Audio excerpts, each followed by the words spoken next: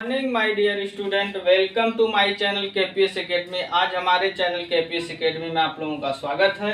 तो हम उम्मीद कर रहे हैं कि आप स्वस्थ होंगे, मस्त होंगे और अपनी पढ़ाई अच्छे ढंग से कर रहे होंगे। तो चलिए, आप अपनी पढ़ाई लगातार अच्छे ढंग से करते रहिए। आज हम आपको क्लास 10th का सब्जेक्ट मैथ का जहाँ तक एक्सरसाइज में क्वेश्चन किए थे उसके आगे जानेंगे। तो बिना देरी किए हुए अपने क्वेश्चन को आज हम स्टार्ट करते हैं। तो चलिए, आज हम जानेंगे class 10th subject maths, chapter हमारा है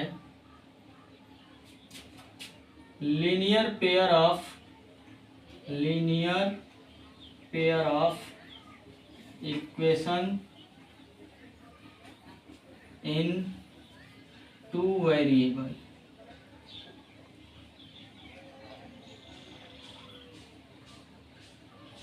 यानी कि दो चरों में रैखिक समीकरण, दो चर वाले रैखिक समीकरण युग्म, इनके बारे में हम जानेंगे। तो देखिए, यहाँ पर इसमें हम कुछ क्वेश्चन आपको पिछले वीडियो में बता दिए थे। तो आज हम पिछले वीडियो में हम 4 तक क्वेश्चन कर लिए थे। आज हम जानेंगे क्वेश्चन नंबर 5 से। क्वेश्चन नंबर 5 की बात करें तो देखिए, इसमें क्वेश्चन नंबर 5 हमको दिया क्या है। इसमें कहा है कि एक आयताकार बाग है जिसकी लंबाई चौड़ाई से 4 मीटर अधिक है, का अर्ध परिमाप 36 है। तो बाग की विमाएं ज्ञात कीजिए। बाग की विमाएं मतलब उसकी लंबाई और चौड़ाई कितनी है, ये हमें बतानी। तो हमें नहीं मालूम, तो हम पहले मान लेंगे कि माना बाग की विमाएं क्रमशः x व y है। अब ये मीटर में होगा तो मीटर में होगा, सेंटीमीटर में होगा तो सेंटीमीटर में होगा। तो यहाँ पर मीटर में दिया तो इसको आप मीटर में काउंट कीजिएगा कि x मीटर y मीटर। तो ये हमारा हो गया। हमें नहीं मालूम तो बीमा हम मान लिए। अब बोला है क्वेश्चन में क्या, क्वेश्चन बोला है कि एक आयताकार बाग है। तो आयत के लिए हम देखते हैं, आयत का जो हमारा डायग्राम होता है कुछ इस टाइप का, थोड़ा सा टेढ़ा हो गया है। यहाँ पर बिल्कुल ऐसे सीधे होगा। हम जानते हैं प्रत्येक कोण 90 डिग्री होता है और लंबाई के बराबर, चौड़ाई के बराबर। तो ये एक आयताकार बाग है, हमें दिया है, मान लिया गया इसकी लंबाई को x माने और चौड़ाई को y माने हैं। और उसके साथ साथ इसका परिमाप दिया है। इसका परिमाप हमें दिया है 36 मीटर और लंबाई जो है वो चौड़ाई से 4 अधिक है। लंबाई जो है वो चौड़ाई से जो है 4 अधिक, यानी ये बोला है। तो चलिए, इस कॉन्सेप्ट, ये सारी चीजें हमें दिया है क्वेश्चन के अकॉर्डिंग। हम यहाँ पर एक मैप बना लिए हैं। अब इसकी सहायता से हम बनाएंगे समीकरण और सॉल्व करेंगे क्वेश्चन को। तो चलिए देखते हैं। तो क्वेश्चन में हमारा फर्स्ट कंडीशन जो है, प्रथम शर्त की बात करें तो प्रथम शर्तानुसार देखिए, प्रथम शर्त में हमसे बोला है कि जो लंबाई है ना वो चौड़ाई से 4 अधिक है। यानी चौड़ाई में हम 4 जोड़ेंगे तब जाकर लंबाई के बराबर आएगा, यही बोला है क्वेश्चन में। तो हम लंबाई को माने हैं x और चौड़ाई को माने हैं y प्लस 4, ये हो जाएगा। अब इसको हम यदि इधर भेजते हैं तो x माइनस वाई बराबर यहाँ से हो जाएगा हमारा 4। ये हो गया इक्वेशन नंबर हमारा फर्स्ट। अब इसके बाद हम क्या करेंगे, तथा द्वितीय शर्तानुसार एक कंडीशन और इसमें दिया है।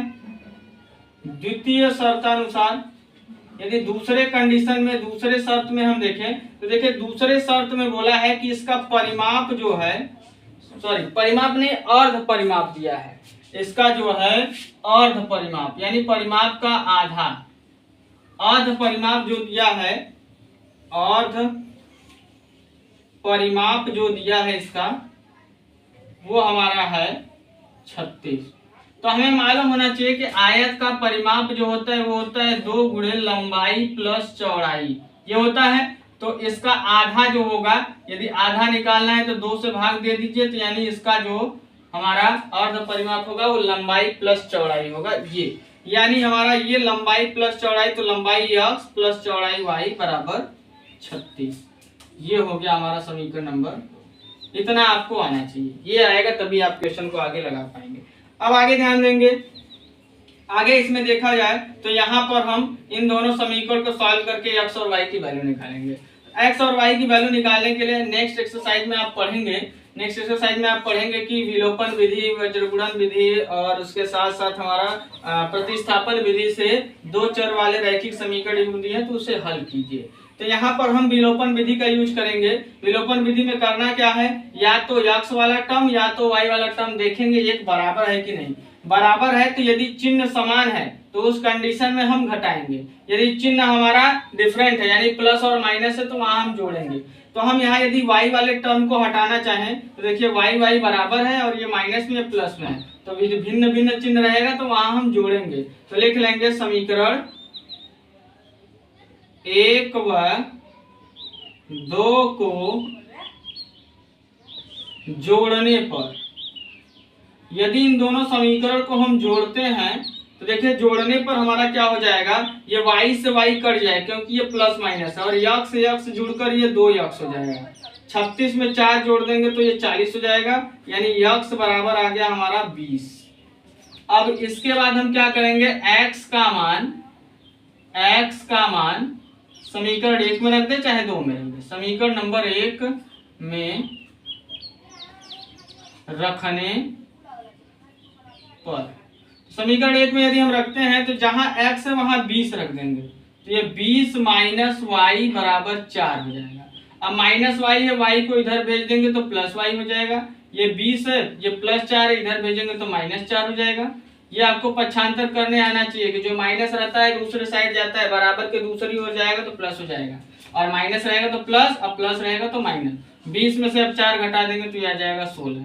अतः हम कहेंगे, अतः बाग की लंबाई हो जाएगी हमारी x थी यानी 20 मीटर, तथा बाग की चौड़ाई हमारी हो जाएगी 16 मीटर। यही इस क्वेश्चन का आंसर है, यही इसमें करना था। तो देख लीजिए कितना इजी प्रश्न है, बस क्वेश्चन पढ़कर आपको ऐसे इक्वेशन बनाने आना चाहिए, इतना आएगा तो क्वेश्चन आप इजीली सॉल्व कर लेंगे। तो हम उम्मीद कर रहे हैं कि ये क्वेश्चन आपको एक बेहतरीन ढंग से समझ में आ गया होगा। यदि आपको ये क्वेश्चन फर्स्ट टाइम मेरे चैनल पर विजिट किए हैं और ये क्वेश्चन आपको समझ में आ रहा है तो मेरे चैनल को लाइक कर दीजिए और सब्सक्राइब कर दीजिए और बेल आइकन दबाना ना भूलें, ताकि हम जो भी नया वीडियो लेकर आए आपके पास वो तुरंत ही पहुंच जाए। तो चलिए अब इसको नोट कर लीजिए, इसके बाद हम इसका नेक्स्ट क्वेश्चन आपको बताते हैं। तो हम उम्मीद कर रहे हैं कि आप इसका स्क्रीनशॉट ले लिए होंगे, तो हम आगे की ओर अब बढ़ेंगे।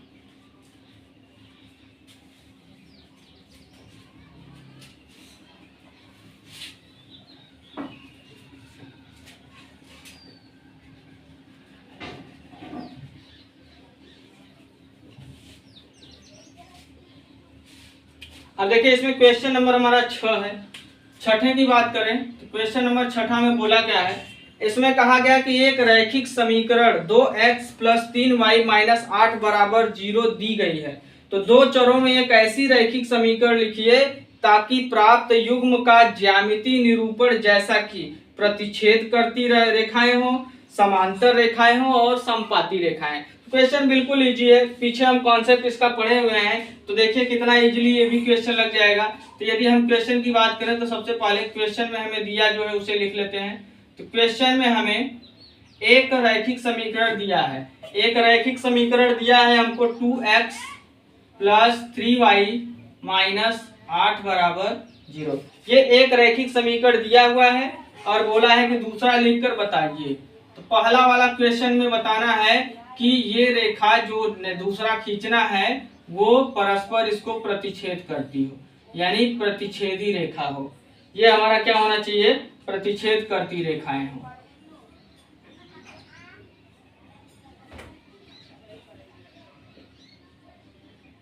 तो देखिए प्रतिच्छेद का कंडीशन हम आपको बताए हैं कि हमारा यहाँ जो रहेगा ये A1 B1 C1 है, हम जो नेक्स्ट लिखेंगे यहाँ पर a1/a2 और b1/b2 का रेशियो अनुपात जो है वो बराबर नहीं होना चाहिए। तो अपने से लेना है तो हम कुछ भी कर लें, जैसे यहाँ 2 दिया हम यहाँ 3x लिख लें और इसे प्लस 2y लिख लें और यहाँ -8 ही रहने दो, कोई दिक्कत नहीं, यहाँ कुछ भी लिख सकते हैं और बराबर 0।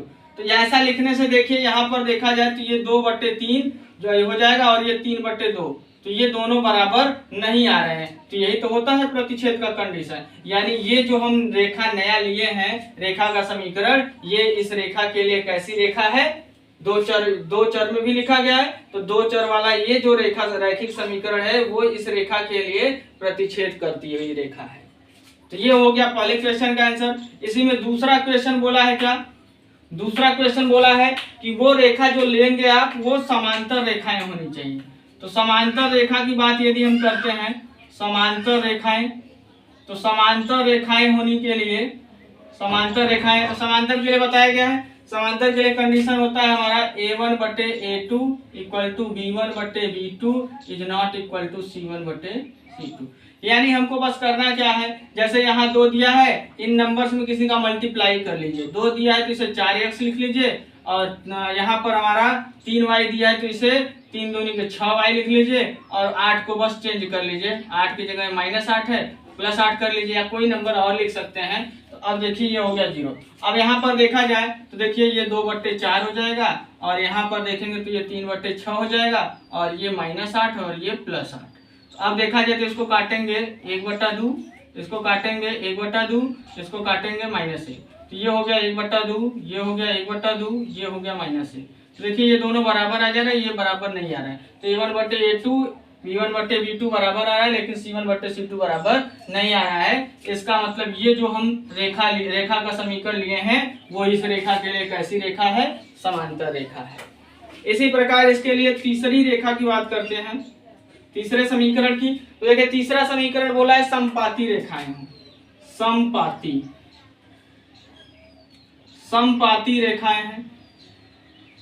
समपाती रेखाएं होने के लिए बताया गया है, समपाती के लिए तीनों रेशियो बराबर होना चाहिए। तो बस ये जो इक्वेशन दिया है इसमें किसी कॉमन नंबर का मल्टीप्लाई करके बस लिख दीजिए। जैसे 2 दिया है 3 का, 2 का किसी का भी, 2 का किया तो हम 3 का कर लेते हैं, 3 दूनी 6x प्लस 3 3 का 9y माइनस से 3 8 24 बराबर 0।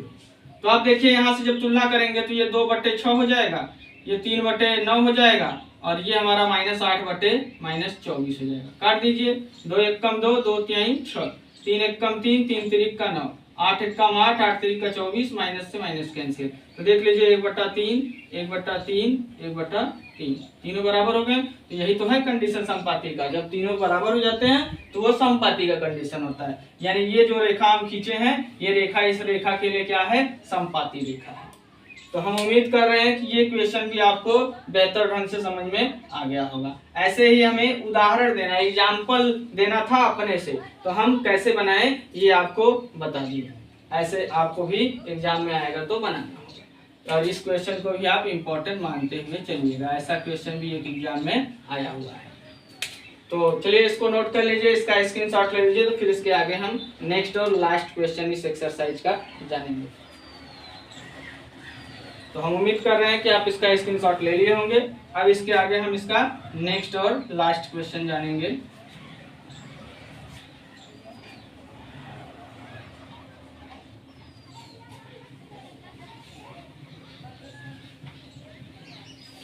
अब देखिए इसके नेक्स्ट और लास्ट क्वेश्चन की बात करें तो क्वेश्चन नंबर हमारा 7 है।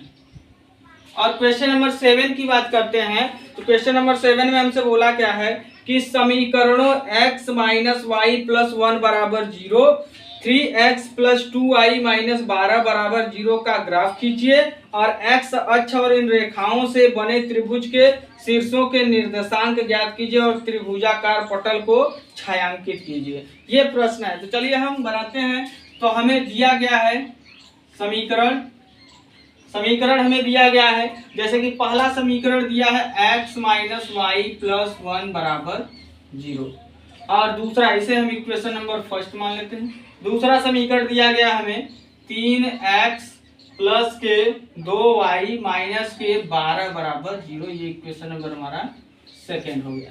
तो यही दिया है, तो इसके अकॉर्डिंग पहले हमें क्या करना होगा, ग्राफ खींचना होगा। तो ग्राफ खींचने के लिए पहले यहाँ से बिंदु प्राप्त करेंगे, तो हम समीकरण 1 से बिंदु प्राप्त कर लेते हैं। समीकरण 1 से हम सारणी बनाकर पहले बिंदु प्राप्त करेंगे।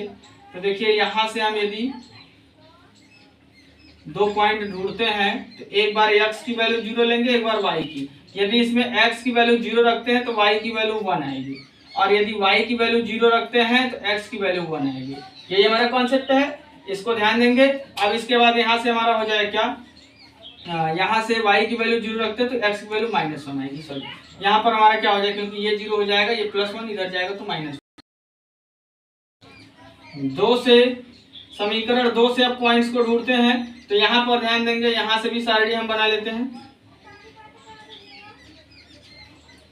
यहाँ से भी 2 पॉइंट ढूंढेंगे x और y, इसमें भी एक बार x की वैल्यू 0 रखेंगे। यदि x की वैल्यू 0 रखते हैं तो ये 2y - 12 हो जाएगा, तो 12 उधर चला जाएगा तो ये आ जाएगा 2y = 12, यानी y = 6। यानी जब इसका मान हम रखेंगे 0 तो y का मान आएगा 6।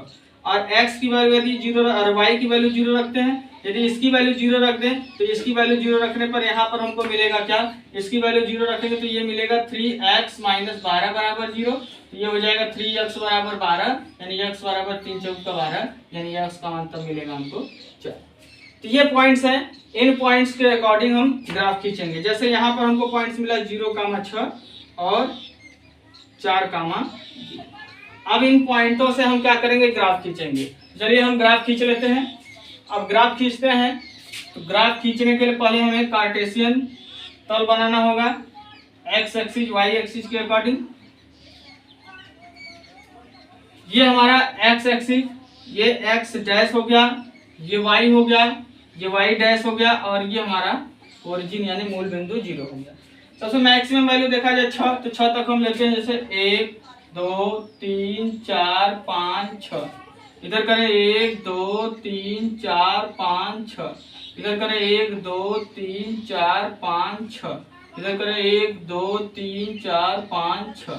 तो चलिए यहाँ पर देखेंगे तो ये प्लस में होगा 1 2 3 4 5 6। यहाँ देखें तो माइनस में होगा -1 -2 -3 -4 -5 -6। यहाँ देखें तो प्लस में 1 2 3 4 5 6। यहाँ माइनस में होगा -1 -2 -3 -4 -5 -6। तो पहला पॉइंट हमारा है 0 और 1। x की वैल्यू लेते हैं 0 और y की वैल्यू 1, तो ये यहाँ पर मिलेगा। इस पॉइंट्स को हम a मान लेते हैं, इसका कोऑर्डिनेट्स हमारा हो गया जैसे 0 और 1।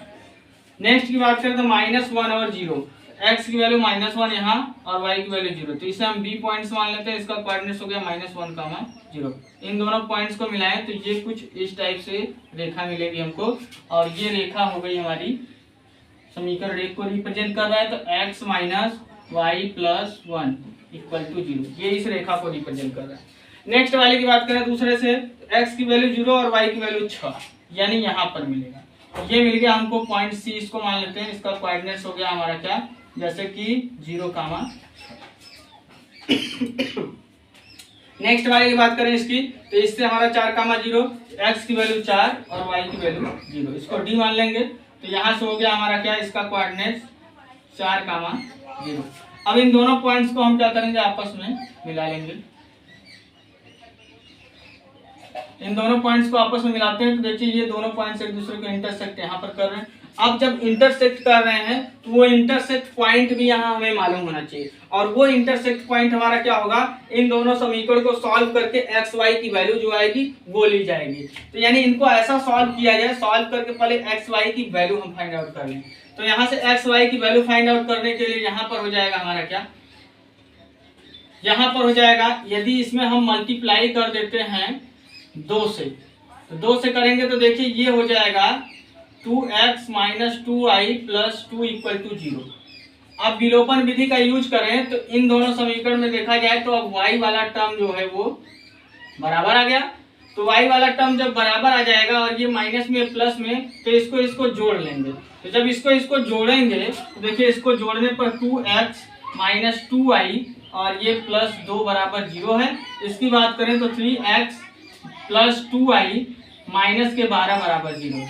तो यदि जोड़ते हैं प्लस प्लस माइनस, प्लस लिखो यहाँ प्लस माइनस माइनस लगेगा। अब ये हमारा कैंसिल हो जाएगा, 3 दूनी ये 5x हो गया, इसमें से माइनस करेंगे ये -10 होगा बराबर 0। तो यहाँ से 5x बराबर हमारा आ जाएगा 10, यानी यहाँ से हमारा आ गया x बराबर 10/5 यानी 2, यानी x का मान 2 आ गया। अब x का मान इनमें किसी में रखकर हम y का मान निकाल लेंगे। जैसे x का मान इसमें रखते हैं तो x का मान रखेंगे 2 -1 -y + 1 बराबर 0। तो ये -y को उधर भेज देंगे, 2 1 3 हो जाएगा ये, और ये y बराबर 3, यानी x बराबर 2 और y बराबर 3 जो है इन दोनों में कॉमन पॉइंट मिलेगा। तो यहाँ से हम एक पॉइंट और लिखेंगे, x की वैल्यू यदि हम 2 लेते हैं तो देखिए x की वैल्यू 2 रखेंगे तो y की वैल्यू हमको 3 मिलेगी। वही इसमें भी होगा, x की वैल्यू इसमें 2 रखेंगे तो y की वैल्यू 3 मिलेगी। यानी ये दोनों पॉइंट्स जो वहां पर इंटरसेक्ट कर रहे हैं ये 2 और 3 को रिप्रेजेंट कर रहा है, ये 2 और 3 को रिप्रेजेंट कर रहा है। इसको हम मान लेते हैं कॉमन पॉइंट, जैसे कि E, और ये हो गया हमारा कोऑर्डिनेट 2, 3। तो यहाँ से यानी हम देखेंगे ये हमको मिल गया क्या, ग्राफ इसका। अब ग्राफ ये मिल गया तो इस ग्राफ के अकॉर्डिंग हम देखें तो हमारा जो है त्रिभुज जो है वो यही मिल रहा है। यहाँ पर त्रिभुज इसमें देख ले रहे हैं तो देखिए त्रिभुज यही मिल रहा है, ये वाला। और यदि हम देखें तो त्रिभुज के कोऑर्डिनेट्स निर्देशांक की बात करें तो ये हो गया माइनस, जैसे कोऑर्डिनेट्स की बात करें इस त्रिभुज की तो ये हो गया -1, 0, एक कोऑर्डिनेट ये हो जाएगा, दूसरा हो जाएगा 2, 3, और तीसरा कोऑर्डिनेट हो जाएगा ये वाला यानी कि 4, 0। तो ये हो गया इसमें जो बना त्रिभुज है उसका निर्देशांक। हमसे बोला था कि जो त्रिभुज निर्माण होता है उस त्रिभुज का निर्देशांक लिखिए, और साथ ही साथ बोला है कि इस बने हुए त्रिभुज को छायांकित भी कीजिए। तो इसको हम ऐसे छायांकित कर देंगे।